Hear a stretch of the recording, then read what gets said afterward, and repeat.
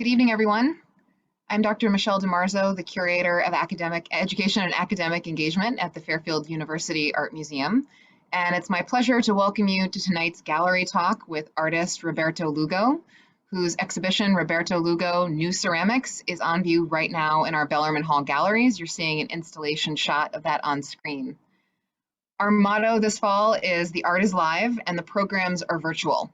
So you can visit Roberto's show as well as the exhibition of Black Lives Matter protest photography by photojournalist Robert Gerhardt in the Bellarmine Hall Galleries. You can visit the Carrie Mae Weems' The Usual Suspects exhibition in our Walsh Gallery. You can stop by Tuesday through Saturday from 11 a.m. to 4 p.m. on Fairfield University's campus. We are always free, and now we are reopened to the public after being closed for so long. The COVID policies of the university do apply. You have to wear masks. You can visit our website for more information, but we do hope that you will come and see the art in person. Just the last couple of days, hearing people go back and forward to the galleries that are right outside the museum offices has been wonderful. If it is not feasible for you to come and see us in person, though, we encourage you to go to our website, fairfield.edu/museum/Roberto Lugo, and you'll be able to take a 3D virtual tour of the gallery installation. I know Roberto is going to be showing you some installation shots in his talk this evening. Given how busy Roberto Lugo is, we are so delighted to having him join us this evening from Philadelphia. If you follow him on Instagram, which is @Roberto Lugo without wax, you know the incredible output of work that is coming out of his studio virtually every day. You might also know that in addition to the new work that he created for the show at Fairfield, he's got one show that is winding down this week, in fact, at the Currier Museum in New Hampshire. He also has a new exhibition that just opened in Philadelphia at the University of Pennsylvania Museum of Art and Archaeology, which he also guest curated the walls with graffiti art. That's on top of being assistant professor of ceramics at Tyler School of Art, Temple University. That's in addition to being a dad. This is a very busy man. We are delighted that he was able to talk with us this evening. And Roberto's work is in the collection of numerous US museums, including the Brooklyn Museum, the LA County Museum, and the High Museum of Art. To mention some of the awards he's received, in 2019, he received the Cynthia Hazen-Polsky and Leon Polsky Rome Prize from the American Academy in Rome. And he also received a fellowship for the Pew Center for Arts and Heritage in the same year. So please join me in welcoming Roberto Lugo. Sometimes you don't understand what I'm saying, so I say it with clay. Don't get it twisted. What you might see when you look at my work is gilded porcelain, but what it really is Chico sticks and now and laters. It's about the Chinese restaurants that speak Spanish.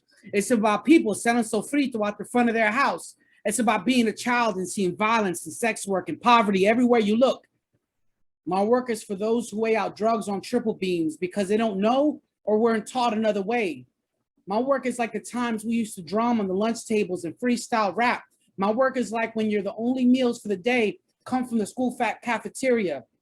Damn, them little pizzas were good. It's like knowing where they give out free lunches in the summertime. It's like riding your bike there with your friends and all of us feeling like we rich. My work is a fire hydrant for you to create an arc of water that goes over your head onto the hot asphalt on the street. My work is the dirty car slowing down on that street to get washed in the rain you just made. My work is the pride the little you felt and having fun and somehow helping a neighbor. So everyone, thank you so much for joining me. I'd love to walk you through an exhibition that I've been working on for some time at the Fairfield Museum. And there's a couple of things that I really want to sort of shed light on. First, I worked at a program a few years ago in New Haven at Art Space, and as part of that, we had an organization, Unload, come, and they provided opportunities for artists to be able to create things with these repurposed gun parts, these gun parts that we decommissioned. And so that really got me thinking a little bit about my relationship with the gun and how, growing up, guns have a different connotation than I think a lot of the places that I found myself in. You know, for some people, guns bring back traumas. They remind them of violence. They strike fears. And then for other people, it comforts them, and sort of like their way of ensuring their own, you know, survival is feeling like you have the way to defend yourself. There's so many reasons why people own guns, but, you know, one of the really interesting things is I think art has the capacity to say things that you can't say with words. And so one of the things that I often find myself doing as an artist is I find myself looking back at where I came from in order to describe or see something in the present. So just to talk a little bit about that, I grew up in Philadelphia in a neighborhood called Kensington. And Kensington in Philadelphia is synonymous with prostitution, you know, with crime. And, you know, this was sort of part of my daily existence for, you know, 22 years. And so one of the things that I realized later on in life when I started to go to college and pursue visual art was that a lot of those experiences weren't necessarily common experiences. And a lot of those things actually created traumas in my background. And so as an adult, going through and realizing some of these things, you know, it's like our childhood affects so much of who we are and how we think about the world. One of my professors, Chris Staley, used to talk about, he used to share this quote with me. He says, perhaps what one wants to say, we conceive of in our childhood and we spend the rest of our life trying to say it. And I think that's true. And so for me, a lot of times when I'm looking at an object, like for example, a teapot, I also break down all the different shapes and think about what all those different shapes mean and how they're function. And but then also I think about parallels or intersections between those shapes and visual icons that I see now and how they relate to my past. And so for the example that I gave you of this project with Unload, one of the things that I became aware of is that the teapot, the spout of a teapot very much reminds me of a gun barrel. And so I started to work with Unload and Helen over at Unload, and we started to be able to get all these different parts and decide, you know, these parts were acquired in a gun buyback program. And, you know, it makes me think about, you know, the potential uses of these objects, what they could have been used for versus what I'm using them for. You know, it reminds me a bit of a class that I took, an undergraduate class with a professor named Milton Katz at the Kansas City Art Institute. And one of the things, the class was on nonviolent forms of protest. And that idea always stuck with me because we were looking at people like Mother Teresa, like Gandhi, like Martin Luther King, that figured out ways to at least complicate or challenge some of the injustices that they witnessed in their life. And they did it by looking at peaceful forms. And so I think a little bit about this idea of a teapot. And there's something that happens, and I think it happens today, and I think it happens for most people, which is this idea that, like, sometimes don't you feel so guilty about what's happening in the world and that you get to do what you do, you know, instead of that type of suffering. Like right now, when I see what's happening with Haiti, when I see, you know, what's happening with immigration, when I see what's happening with women's rights, you know, all those things like tear us down if you're a person who cares, you know. And so one of the things that I find with my artwork is it's an opportunity for me to manually have this autonomy to challenge things and to be able to present people with a visual representation of what I think of as, you know, the beauty of diversity. So in a lot of my work, one of the things that I'm doing is I'm looking at some of the traditional patterns and ornamentations. Like one of the reasons why a lot of my forms are really traditional is because I don't really want people to focus on just the form and the newness of the form. I really want them to be able to focus on the things that I'm bringing to them in terms of the surface, in terms of the contextual information. So this is a teapot with Ida B. Wells and Jean-Michel Basquiat. And the decoration on it is borrowed from Spain, is borrowed from China. And, you know, then you have this crown that's a Basquiat crown, and that comes from New York, and Basquiat's family being part Haitian and part Puerto Rican. So, you know, I start to think about how all these things like look like together, and how I think a lot of times when people think about diversity, especially racial diversity, they almost like talk about it as if it was a charitable cause, you know, like if somebody's doing like if you're doing something for other people. But in reality, diversity is something that really improves an entire community. And by diversity at this point in my area of focus has to be racial diversity, and working with communities, and, you know, figuring out these ways that, you know, we can collaborate and coalesce with one another. And I think a lot of times, one of the things that's really complicated that many of you might find is, you know, we want things like, we want more people of color in our classrooms, and we want more people of color to be teachers, and we want all those things. But then all those things come with different challenges, right?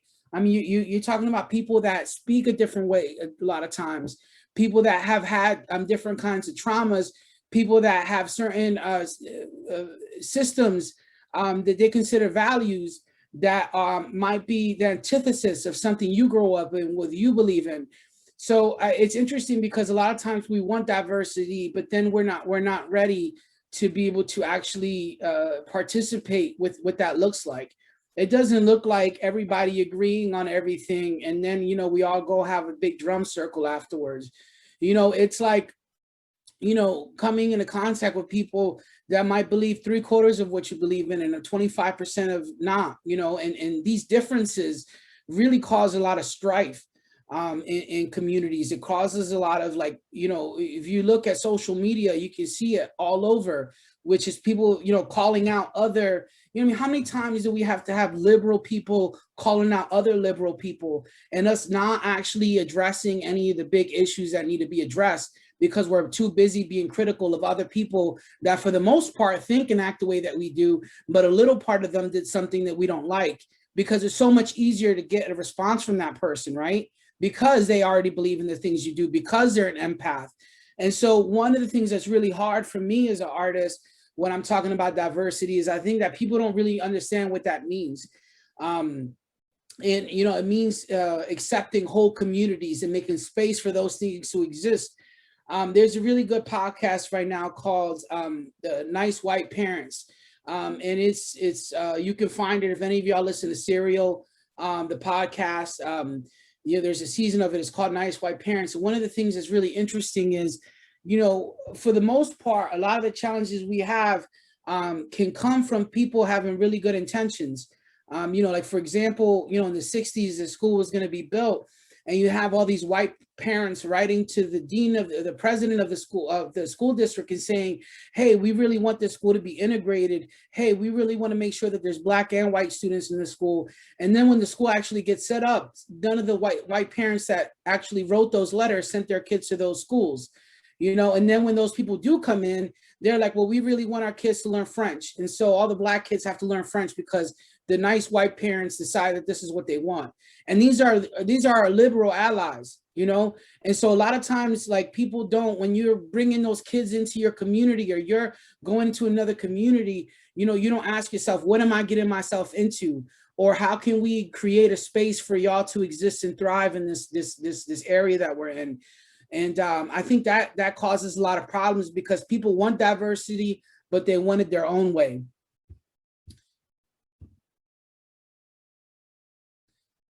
Here's a peaceful protesters piece with Nina Simone, and this particular piece has a gun trigger, sort of the gun trigger handle area around it, and you see the cup is completely made out of ceramic, and then a textile in the background actually comes from a combination of Ghanaian textiles along with some Spanish forms and decorations that I often use in my work. You know, along these conversations, you know, here's a really interesting part, actually, I think. And it's this particular piece is from AOC. Alexandria Ocasio-Cortez. And actually, I didn't even plan this, but this is a great example. The other day, AOC goes to the Met, and, she wears this dress and it says tax the rich. And so, it's interesting, right? Because she's like taking this opportunity she has and she's doing something, you know what I mean? Like whether it's the way that you would do it or not is not the point. She's taking a single step, which is more than 99% of people do.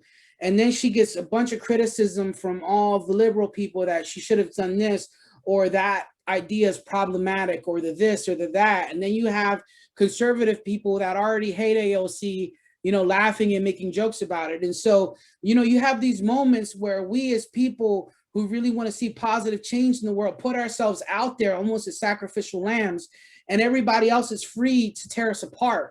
And so, one of the things about my artwork that I really try to talk about is this idea of vulnerability, because in my artwork, I could be vulnerable. And it's like people don't see the tears that come from making this work, or the heartache, or the depression that comes in this work. They can just see the visual thing, because a lot of times when I speak, it gets divided and split. All the words that I'm saying brings up ideas and connotations to people. And so it never actually addresses the issue. And you wind up putting yourself in a position where you're always the mark for everyone. And so if y'all get anything from this lecture, I really would hope that you think a little bit about how you're spending your energy, because I've spent so much of my energy as an artist trying to say what it is that I'm trying to say, but then also trying to say it with words, also thinking about systems that are unfair that exist. And the reality is like my best bet right now is to keep making the work that I'm making and doing what I can with my own family, but I'm not going to change the world, and criticizing it isn't going to help either. And so for me, my criticism does come through my work, but I also feel like it's important to have this dissonance in it where I'm also celebrating. And, through that celebration, I'm giving people an example of the beauty of diversity. So, AOC is an interesting figure. And I think one of the reasons why is because if we're thinking about this sort of spectrum, we think the far left in, American culture being folks who are very liberal minded, meaning, and then you have people on the far right hand side, which are far more conservative. And so one of the things of AOC is really, you're only going to be able to get a certain amount of people that are interested in a piece with her or a piece about her. And it's a divisive figure. And one of the things that I tend to think about some of these folks that we have today is, in communities of color, one thing that is very apparent and at the forefront that most other communities don't get is the idea of forgiveness, the idea of overlooking people's, the things that they do that you don't agree with. I actually feel like there's so much more harmony in communities of color because we've had so many people that have been arrested in our families, that have been accused in our families, so many people that have suffered because of the systems that we grow up in, that we don't criticize and look at people in the same way. And so one of the things is, like, for example, with AOC, I sort of think about what happened with Colin Kaepernick and how he was such a divisive figure. And so I once painted a portrait of Colin Kaepernick on one piece, a piece, and John Brown on the other side. And I did that very purposely because John Brown at the time of his life was a very controversial figure. People either loved him or they hated him, right? And you would imagine that most people today in America, if you were to ask them if the abolition of slavery was a good thing, most people, right or left, would say, yes, it's a good thing that we abolish slavery. And so John Brown is no longer a controversial figure because he's a figure that worked towards that goal and even died for it. And I tend to think that a lot of the people that are criticized in this way, that are in this sort of position where they're constantly being combated on, I like to think that one of my roles as an artist is to commemorate those people alongside that struggle, because ceramics lasts thousands of years. And so even though we might today think of something in one way, I think in the future, we're going to look at it and accept it in an entirely different way. Here's Martin Luther King and John Lewis. Also pay attention that some of these pieces that are currently on view at the Fairfield, the teapot spout on this is actually from a gun barrel, and these are soldered. So these are the most recent iterations of these, where I'm actually like cutting the metal to make sense with the form of the teapot itself. And so in this one, you can start to see some new inspirations that are happening. I've always really looked at Imagery porcelain and the way that they break up patterns and separate and really have all of these different colors and textiles coalesce with one another. I think that the Imagery style pottery is some of the best ever made. So this is my installation, which unfortunately I haven't physically been able to go see myself, but it always blows me away as an artist. One of the things that I never imagined ever would be that I would be in the place where I am, where people actually want to show the things that I'm making.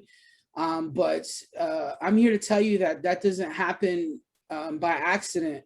I have had so many obstacles in front of me as an artist. From, you know, I've sold my work at hair salons, I've sold them at yard sales, I've done craft sales where I've sold nothing. And, you know, the work that I, you know, the really good quality work, but at a fraction of what my work goes for now, and nobody was interested in it. But it took me constantly believing in myself and almost assuming this idea that like, this is my chance. And, you know, going back to where I come from and thinking about like, I really need to push this. I really need to like represent who I am within this context, because very few people have done that before me. You know, well, I shouldn't say that. I think a lot of people haven't gotten the credit that they should before me. And so now that I'm getting this exposure, it feels really important for me to not just acknowledge, you know, the community that I come from, but then also these figures that I think a lot of times aren't people that necessarily are household names to a lot of people. Like to me, obviously, you know, Zora Neale Hurston and Malcolm X are you know, people that are very familiar in my community. But, you know, it's amazing how even figures like a Harriet Tubman, when I first started painting Harriet Tubman on a pot, a lot of people didn't even know who that was, you know, even after I said the name. You know, this exhibition, one of the things that I really wanted to do in it was I really wanted to explore, you know, and I'm really thankful that they gave me this opportunity to sort of explore what I could do with these gun parts, you know, because it's something that, like I said, one of the things that's really interesting about art and being an artist is that you deal with a lot of complicated things.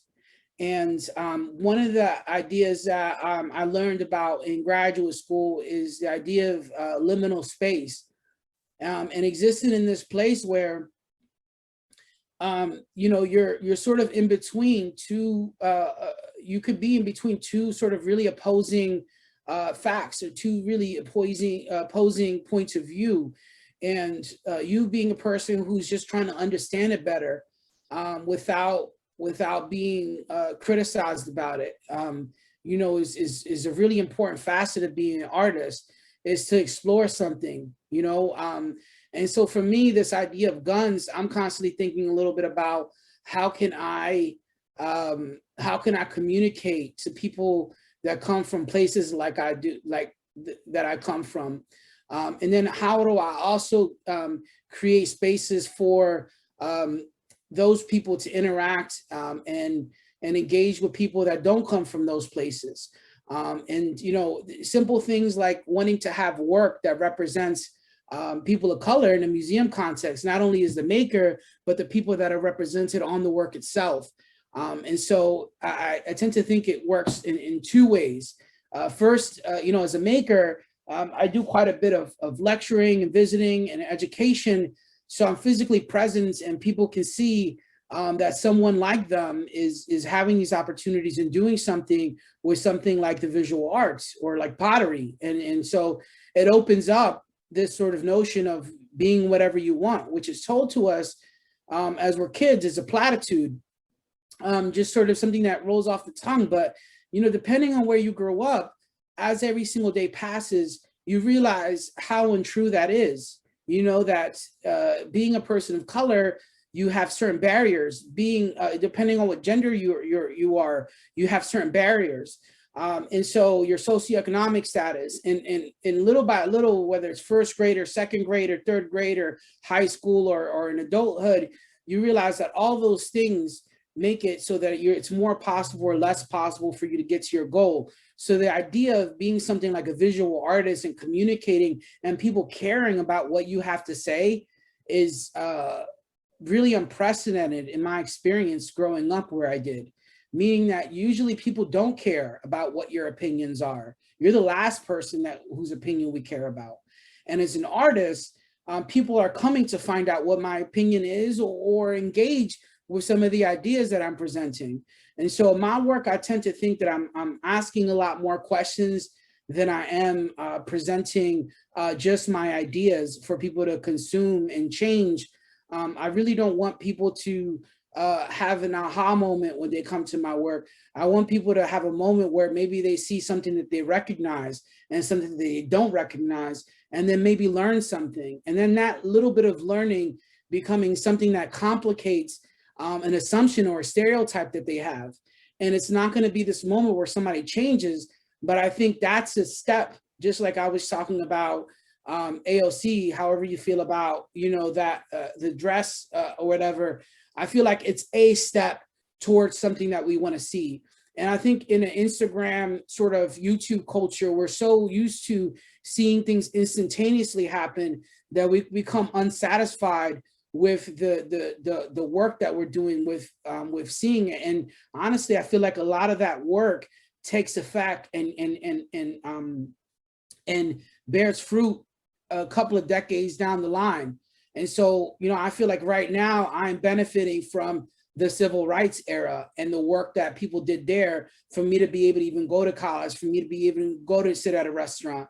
And I feel like the work that we're doing today in protesting, civil rights injustices and voicing our opinions on certain things, you know, a lot of times it takes for people to retire who are in these positions of power. And the more that we're just educating people and educating our communities is really a large part of the work that we need to do.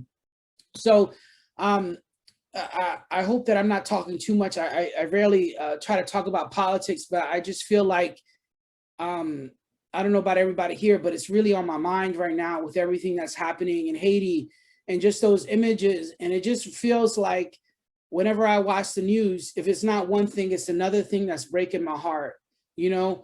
And it can make me feel, and maybe it can make other artists feel pretty hopeless, kind of in like, is there anything that we can do to influence change, to create a better tomorrow?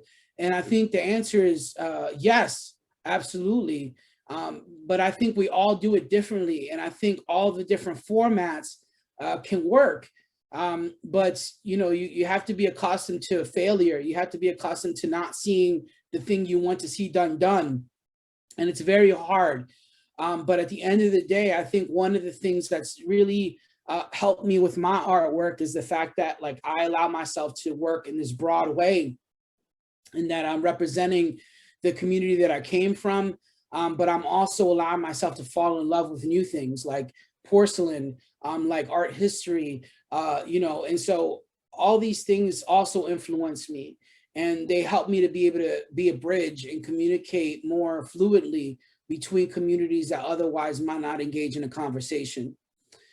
So thank you all for joining me. I think now we want to open it up to some questions. If anybody who's with us today has any questions for us or for me. Thank you so much, Roberto. Yes, people have questions, they have comments, they're dropping them into the chat. Those of you who are watching, feel free to add your questions and comments for Roberto. A couple of people just wanting to tell you how much they appreciate you and your work. Janet saying she really appreciated that you pointed out, as you say, we don't have to agree on everything. It can be 3/4 of everything in order to make change, to make progress. A couple of people have some practical questions about the gun teapots. So Adam asked, do the gun barrel teapots, do they pour? So do they connect to the body like a typical teapot might? Oh, You're Sorry. muted. There you go. They can, but you know, it's kind of like, you know, I didn't really set it up to, you know, for somebody necessarily to like, you know, drink tea out of it. And one of the reasons why is because, you know, in this particular case, I really wanted the focus to be on that relationship, and not so much the functionality. However, I realized how important functional pottery is. And that's a tradition that I'm very connected to. And so I do have a large portion of my artwork that is functional, that I make available to the public. But then I also allow myself with some of these opportunities to be able to explore different ways of working with the pop. So we had another question from Janet that was about your design process. She was wondering if you could tell us, do you know what you're working toward when you start on a new project, or are you just sort of starting and experimenting both with the form and then the decoration that comes later? Yeah, so yes, there's a couple different ways that I work. I mean, it's difficult with ceramics because regardless, you know, you have to do some planning, but also I'm a person who can be impatient. I'm a person who also really loves, you know, improvisation and being able to make decisions on the spot.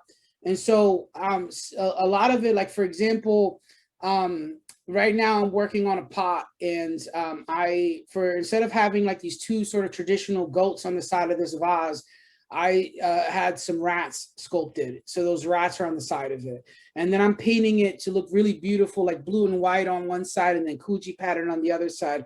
But I still haven't decided who goes in the portrait yet, because I know that I wanted to create this feeling and I wanted to see who makes sense with that or what makes sense with that. And so, like, for example, this show is about Philadelphia.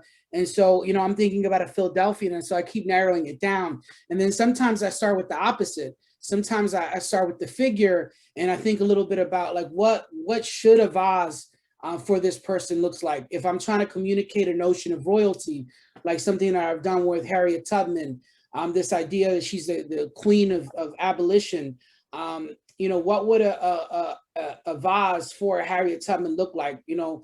And so that kind of gives me a prompt that I then use to move on from. But, you know, I would say, even though this might not really answer your question, I have a tendency to work in both ways, very planned out, because there's certain parts of the process that I like working on, and there's certain part of the process that I just want to get through. That is a great answer. And since you mentioned working on specifically a vase for Harriet Tubman, we had a question come in from Paige, just wondering about the choice of teapots.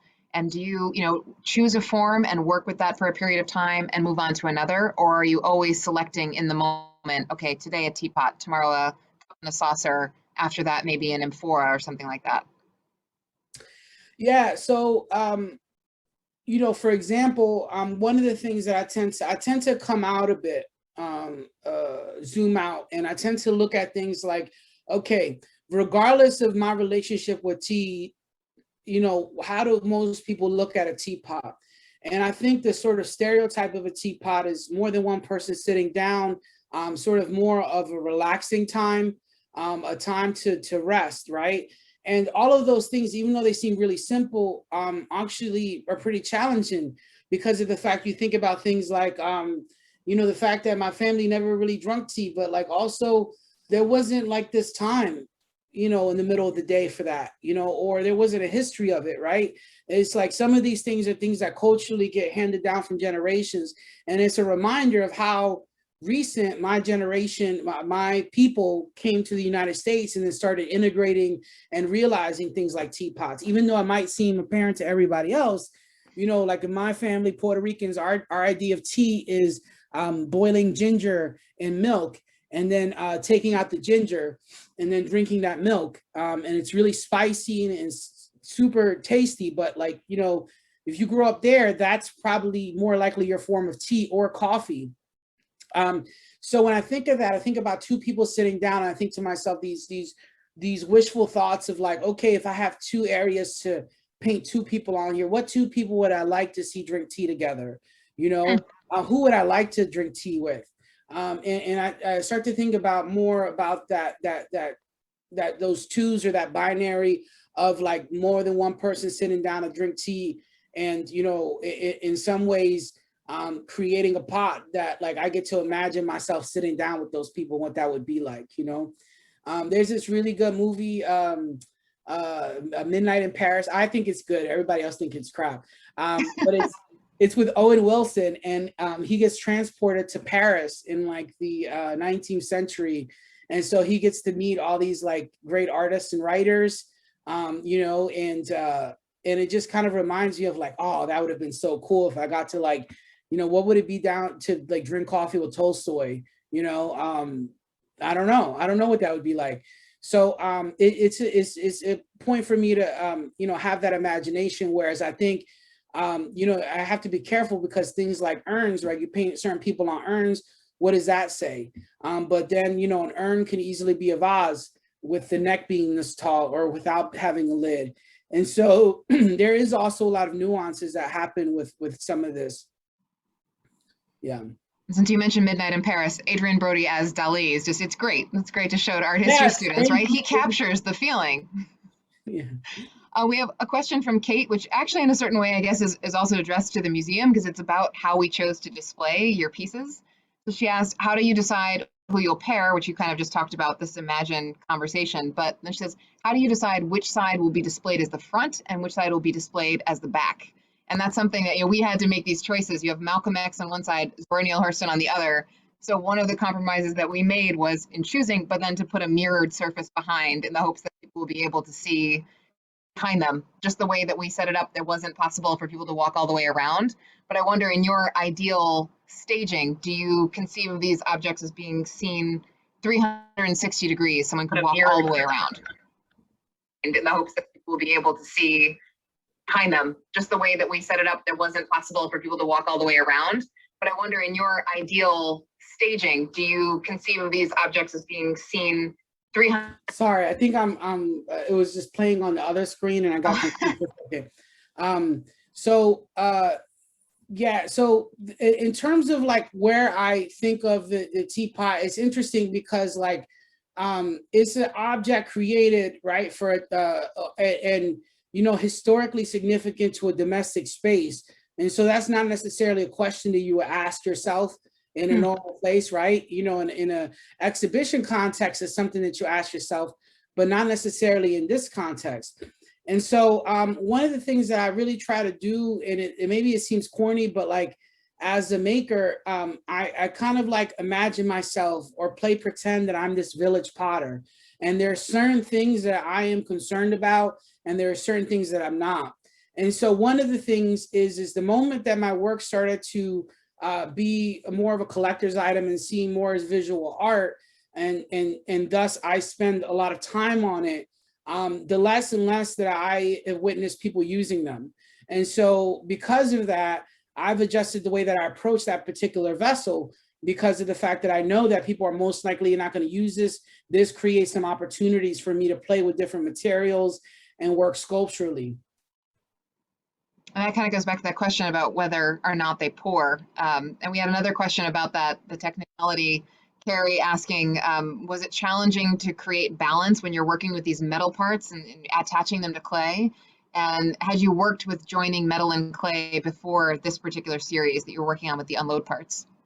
Yes, I started working with the unload parts, but we didn't have the idea for the exhibition yet of these works, or at least using that as a prompt to, you know, for this work. And so I actually started it at Art Space in New Haven. I was teaching some kids there, and they came in with these parts, and I just had them sit on my desk. And you know, one of the things about this was I was making a mural of a young man who was killed at one of the high schools whose kids were at this workshop. And so, you know, I was just thinking about, and like, I'm responsible for this, and I'm going to meet this kid's parents, and he died from guns, you know, and it's this thing where it's like, what am I doing? Like, why is what I'm doing important? And, you know, it started off as this like exploration for me to see like, you know, what can I do with guns? You know, and I didn't have to have a solution, but I think what I think is really nice about the works is it feels really in flux, and it feels like still like fresh to me, and kind of like I'm still in the process of exploring it. But it's scary to those people who asked about the metal process. Like, it's scary because you spend all this time painting, and then you're gonna like add foreign objects and glues and all this stuff. And you know, but it's one of those things that sometimes when you just feel something, you just go for it.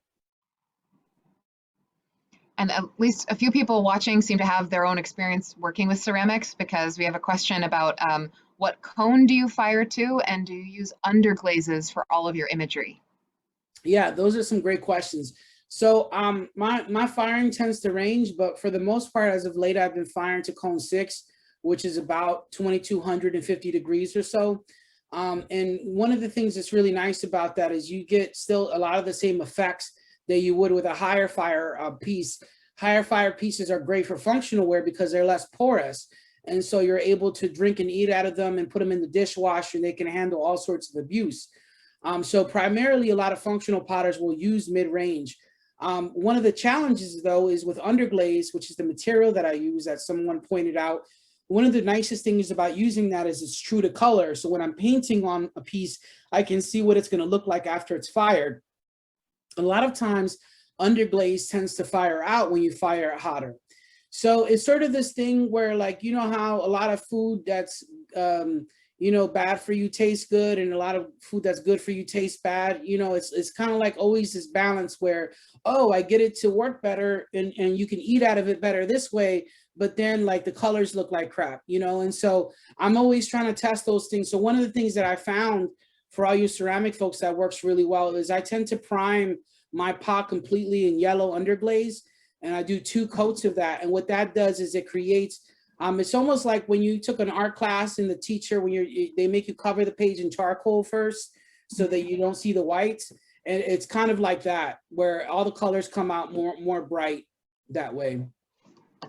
That's fascinating. Since we're almost at the end of our time, so I'm going to give myself the gift of the last question, which is asking you about your sneaker collaboration, which I know is like completely sold out.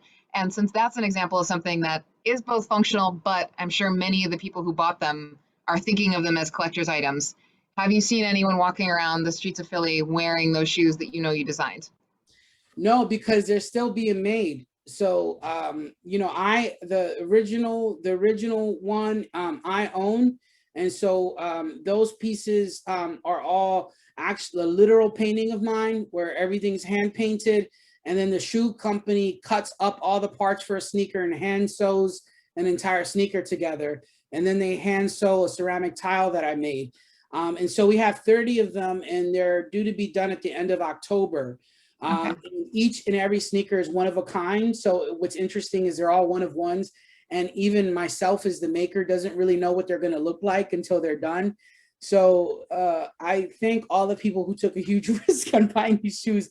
But I can tell you, I got to wear mine once for a photo shoot, and they are fabulous. So That's awesome. All right, we will look out for people wearing them in street style photos if they're not keeping them in the box. I want to thank you, Roberto Lugo, for joining us this evening. Thank you so much. You're welcome. Thank everybody for coming. Take care, everyone.